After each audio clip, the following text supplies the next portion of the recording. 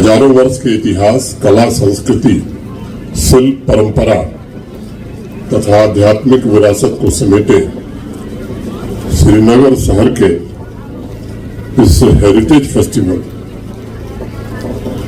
2025 में उपस्थित होकर मुझे अत्यंत प्रसन्नता का अनुभव हो रहा है। मुझे इस बात की भी बेहद खुशी है कि पिछले कुछ वर्षों में इस शहर के सपनों के साथ जीने का अवसर मुझे भी मिला है। इसके मिजाज को मैंने करीब से देखा और समझा है।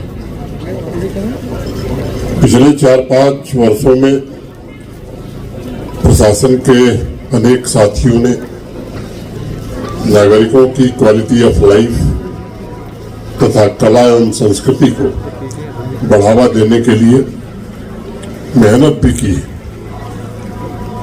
और मुझे प्रसन्नता है कि पहले 2021 में श्रीनगर को शिल्प एवं लोक कला श्रेणी में यूनेस्को क्रिएटिव सिटी की उपाधि भी प्राप्त हुई थी। फिर 2024 में वर्ल्ड क्राफ्ट काउंसिल के द्वारा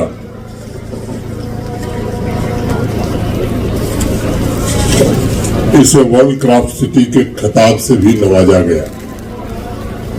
पिछले कुछ वर्षों में ईज ऑफ लिविंग के साथ साथ इस शहर की रूह में सांस्कृतिक सांसों को भरने का भरसक प्रयत्न हुआ है। न सिर्फ मुगल गार्डन के संरक्षण का कार्य शुरू हुआ, बल्कि यहाँ की क्राफ्ट की परंपरा को भी पुनर्जीवित करने का प्रयत्न हुआ है। लंबे समय से यह बंद था, 2020 के बाद ही खुला है। यहाँ के कारीगरों के लिए, यहाँ के लोगों के लिए मैं मानता हूँ कि श्रीनगर शहर का अपना एक खूबसूरत लहजा भी है और मिजाज भी है। इस शहर में एक मासूमियत भी है। पिछले 4-5 वर्षों के पूर्व श्रीनगर शहर के बासिंदे की क्वालिटी ऑफ लाइफ बेहतर बनाने के लिए जब प्रशासन ने अभियान शुरू किया था, तब एक बात मेरे ध्यान में आई थी और मैंने कई अवसरों पर इसे कहा है कि श्रीनगर शहर के सांस्कृतिक विरासत का पुनर्जीवन ही इसके आधुनिक स्वरूप का, मॉडर्न स्वरूप का आधार बन सकता है, जिससे इकोनॉमिक ग्रोथ की नई ऊंचाई को यह शहर हासिल कर सकता है। वजीर साहब का एक शेर है, मैं दोहराना चाहूंगा, मेरे साथ तुम भी दुआ करो, मेरे साथ तुम भी दुआ करो, यूं किसी के हक में बुरा न हो, वो विशाल हो कि फिराक हो, तेरी आग महकेगी एक दिन, तेरी आग महकेगी एक दिन, वो गुलाब बन के खिलेगा क्या जो चिराग बन के जला न हो, वो गुलाब बन के खिलेगा क्या जो चिराग बन के जला न हो। मित्रों, श्रीनगर को मैं भारत की प्राचीन कला का केंद्र मानता हूँ, जहाँ हस्तशिल्प की तमाम विधाओं के साधकों जैसे आर्टिस्ट, आर्टिजन, साहित्यकार, संगीतकार, इन्होंने इस शहर की जीवन शैली को नया आकार देते हुए इस शहर को बराबर जीवंत बनाकर रखा था।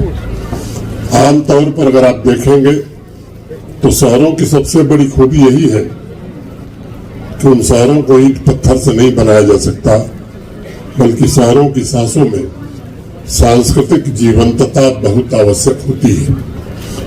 आज भी इंसान अनेक मॉडर्न आविष्कारों के बगैर जी सकता है, लेकिन वो अपनी मजबूत विरासत की जड़ों के बिना बहुत दिन तक जिंदा नहीं रह सकता। आपस में जैसे हम बातचीत करके अपनी भावनाएं एक दूसरे को बताते हैं, उसी तरह संस्कृति और विरासत के विभिन्न स्वरूपों के द्वारा शहर भी अपनी भावनाओं को अभिव्यक्त करता है।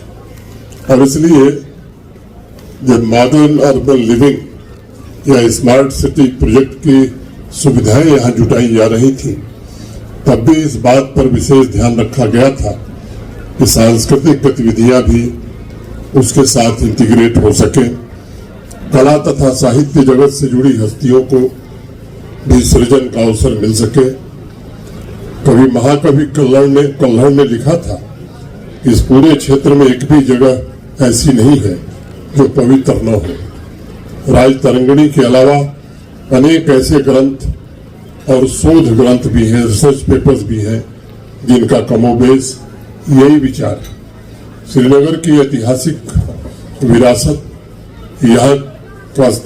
यहाँ के स्थापत्य कला को अभूतपूर्व माना गया है और कल्हड़ के मुताबिक प्राचीन समय से ही नागरिकों के ईज ऑफ लिविंग के साथ साथ उनके सांस्कृतिक और आध्यात्मिक उत्थान के लिए एक नए तरह के सिटी मैनेजमेंट का बंदोबस्त भी यहाँ किया गया था।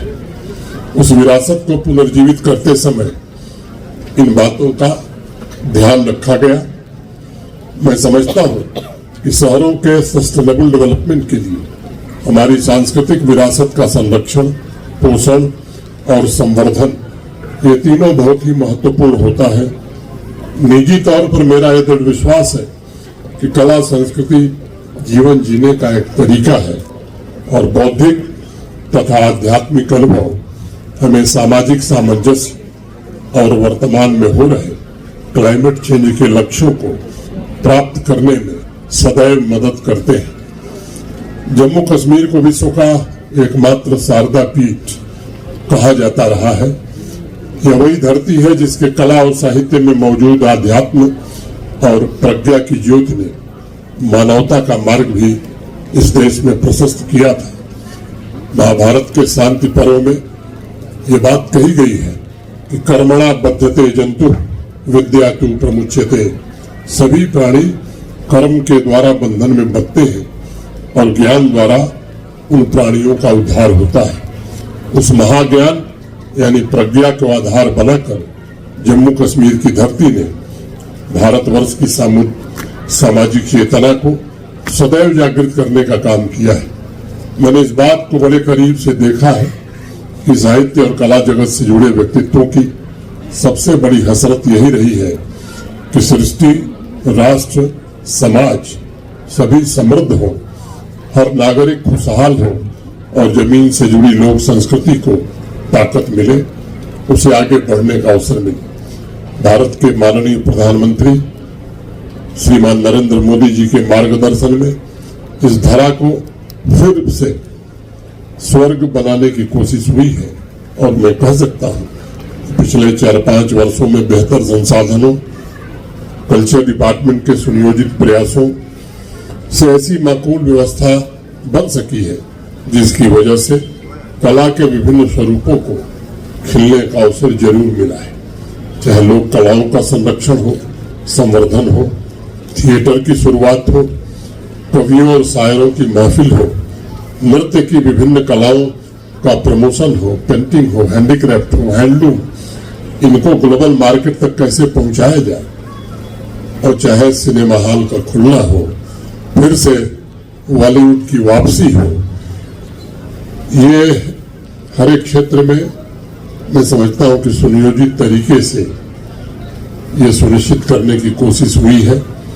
हस्तशिल्प, लोक कला और कलाकार ये सभी समृद्ध हो और हमारी सांस्कृतिक विरासत एक बार पुनः जम्मू कश्मीर को और राष्ट्र को गौरवान्वित कर सके। मुझे स्मरण है अक्टूबर 2020 में स्मार्ट सिटी श्रीनगर के अभियान को जब गति प्रदान की जा रही थी, तब भी मैंने विशेष रूप से बात कही थी कि इंफ्रास्ट्रक्चर, बिल्डिंग, फैसिलिटीज के साथ साथ हर एरिया में वाइब्रेंट पब्लिक स्पेस हो जो श्रीनगर की सुंदरता को बढ़ावे, नागरिकों के लिए क्वालिटी लिविंग सुनिश्चित करे, नागरिकों के जीवन में सकारात्मक परिवर्तन को ड्राइव कर सके तथा कला और संस्कृति से जुड़े साथियों को जीवंत वातावरण प्रदान कर सके।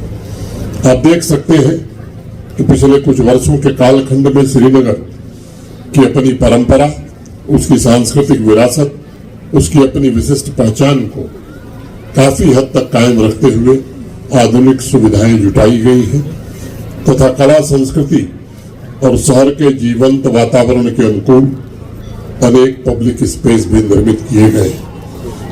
मैं बात हर्ष से ये कह सकता हूं, कर्तव्य निष्ठा से श्रीनगर का एक ऐसा स्वरूप साथियों ने विकसित किया है जिसमें हमारी आध्यात्मिक विरासत का तत्व भी है, संस्कृति की सुगंध भी है परंपरा की पवित्रता भी है, आधुनिकता का आवरण भी है और स्मार्ट सुविधाएं भी हैं। किसी लेखक ने कभी कहा था कि शहर की अपनी एक अलग जुबान होती है। मुझे लगता है बिल्कुल सच है।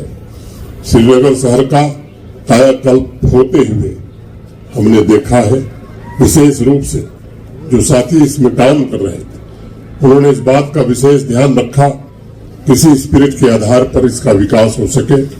और जिस प्रकार आजकल देश के अनेक शहरों में श्रीनगर स्मार्ट सिटी की चर्चा हो रही है, वह भी इस बात को बताता है कि हमारी कोशिश कुछ हद तक तो जरूर कामयाब हुई है। साथियों, मूल रूप से देखा जाए तो सांस्कृतिक विरासत में तमाम एलिमेंट्स के अलावा आर्किटेक्चर, एनवायरनमेंट, ट्रेडिशन और लाइफ स्टाइल ये भी शामिल होते हैं, जिसका उद्देश्य सोशल इक्विटी और नागरिकों को हाई क्वालिटी ऑफ लाइफ प्रदान करना होता है। मेरा मानना है कि सांस्कृतिक विरासत से समृद्ध, ग्रीन, सस्टेनेबल और लिवेबल शहर ही अर्थव्यवस्था के विकास का इंजन तैयार कर सकता है। इसलिए श्रीनगर शहर में एक ऐसा अर्बन स्पेस क्रिएट हुआ है जहां कलाकार, साहित्यकार बैठ सके और शहर की आत्मा को भी महसूस कर सके। शाम को श्रीनगर के polo view, Jhelum river front site, Lal Chowk के भ्रमण के लिए जब आप जाएंगे, बेहतरीन अर्बन डिजाइन के द्वारा अर्बन रिवाइवल की इंजीनियरिंग के बीच में आपको इस शहर की सांस्कृतिक धड़कनें भी जरूर महसूस होंगी। साहित्य एवं कला जगत से जुड़े साथियों को याद होगा, ब्रिटिश शासनकाल में श्रीनगर की विश्व के अनेक शहरों से तुलना करने की बड़ी कोशिश हुई। जितने भी ब्रिटिश राइटर्स हुए, थिंकर्स हुए जो यहाँ घूमने आए, उनमें से ज्यादातर इस शहर की तुलना वेनिस से करते थे। लेकिन ब्रिटिश राइटर स्कॉट ने 1920 में अपनी प्रकाशित किताब में लिखा कि इस शहर की मैं किसी से तुलना नहीं कर सकता। यह अपने आप में अनोखा शहर है जहां नदियों और मिट्टी से सर्वधर्म संभाव की खुशबू आती है। श्रीनगर हिंदुस्तान की समृद्ध परंपरा का परिचायक है और वो प्रयत्न यहाँ किया गया है कि जम्मू कश्मीर के अन्य छोटे शहरों के लिए भी ये प्रेरणा का स्रोत बन सके। शहर खास की विरासत को संरक्षित करने की कोशिश हुई। बनारस की तरह श्रीनगर में भी घाट थे जिनका सौंदर्यीकरण किया गया है। विभिन्न भाषाओं में यूनियन टेरिटरी के लोक नाटक, लोकगीतों तथा संगीत की समृद्ध परंपरा है। आधुनिक समय के अनुसार उन्हें प्रोत्साहित किया जाए, इसके लिए भी प्रयत्न हुआ है ताकि उन जीवन मूल्यों और विचारों से नई पीढ़ी भी अवगत हो सके। थिएटर की परंपरा को पुनः यहाँ शुरू किया गया है। हस्तशिल्प के यूनिक प्रोडक्ट्स की बेहतरी हुई है और मुझे बताते हुए प्रसन्नता है कि पिछले 3-4 वर्षों में एक्सपोर्ट बढ़ करके दुगुना हो गया है। आज इस अवसर पर मैं सभी सम्मानित कलाकारों से भी आग्रह करना चाहूंगा कि वो अपनी कला के द्वारा समाज में निरंतर जागृति पैदा करें और शहर के व्यावसायिक सांस्कृतिक वातावरण को नया स्वर दें। जम्मू कश्मीर में नई व्यवस्था और आम जीवन में आई समृद्धि ने टूरिज्म पर भी बड़ा पॉजिटिव प्रभाव डाला है। मैं स्वयं देख रहा हूं कि नौजवानों में भी इस बदलाव को लेकर के एक नया उत्साह पैदा हुआ है और आजकल रात में कभी पोलो व्यू तो कभी झेलम के किनारे अपनी कला का प्रदर्शन करते हुए यहाँ के नौजवान और नवयुवतियां आपको दिखाई पड़ेंगे। इसमें जम्मू कश्मीर में बह रही इसे जम्मू कश्मीर में बह रही नई बयार का मैं प्रतीक मानता हूँ। पवित्र चरारे शरीफ और प्राचीन मंदिरों के संरक्षण के प्रोजेक्ट भी पूरे हुए हैं। लुम्ब ऋषि ने कहा था कि खुदाए छुआ कोई ना छिजलच्छा जीकर रो सब कच्छा मोह, अर्थात खुदा एक है पर उसके लाखों नाम है। प्रत्येक तुर्रम में उसका ही प्रकाश है। सर्वधर्म संभाव की इसी भावना के तहत चाहे वो गुरुद्वारा हो या चर्च हो, उनका भी पुनरुद्धार हुआ है। साथियों, देश के अन्य राज्यों से आ रहे लोग जब इस बदलाव को देखते हैं और जब लोक परंपरा संस्कृति ऊर्जावान होती है, तब वो लोगों के दिलों को जोड़ती है।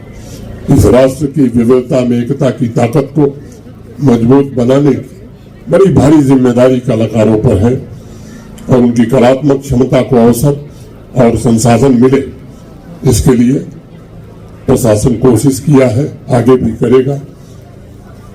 मैं यहाँ के जिला प्रशासन को, IGNCA को हृदय से बधाई देना चाहता हूँ और उन कलाकारों को जिन्होंने बड़ी शिद्दत से, मेहनत से, प्रयत्न करके ये जो 25 से 28 तक का ये आयोजन किया है, निश्चित रूप से वो सराहनीय है। ये सच है कि प्रकृति के आगे हम मजबूर हो जाते हैं। मौसम ने आपकी मेहनत पर थोड़ा पानी जरूर फेरा है, लेकिन मैं समझता हूँ इसका संदेश पूरे श्रीनगर में, पूरे जम्मू कश्मीर में गया है। मैं जोर देकर ये बात कहना चाहूंगा कि श्रीनगर शहर को जम्मू कश्मीर का कल्चरल नर्व सेंटर बनाया जाए। मैं ऐसा मानता हूँ कि सांस्कृतिक और प्राकृतिक विरासत ही श्रीनगर की धड़कन है। मैं समाज के सभी प्रबुद्ध जनों से और कलाकारों से निवेदन करूंगा, क्लाइमेट चेंज को ध्यान में रखते हुए सांस्कृतिक विरासत के संरक्षण के साथ साथ लोगों को एनवायरमेंट प्रोटेक्शन के बारे में भी हमें निरंतर आगाह करना होगा। उन्हें संरक्षण के अभियान से हमें जोड़ना होगा। अंत में मैं दो पंक्तियां कह के अपनी बात खत्म करूंगा। सब उसी के हैं हवा, खुशबू, जमीनो आसमां। सब उसी के हैं हवा, खुशबू, जमीनो आसमां। मैं जहां भी जाऊंगा उसको पता हो जाएगा। मैं जहां भी जाऊंगा उसको पता हो जाएगा। हम भी दरिया हैं, हमें अपना हुनर मालूम है। हम भी दरिया हैं, हमें अपना हुनर मालूम है। जिस तरह भी चल पड़ेंगे रास्ता हो जाएगा, रास्ता हो जाएगा। बहुत बहुत धन्यवाद। जय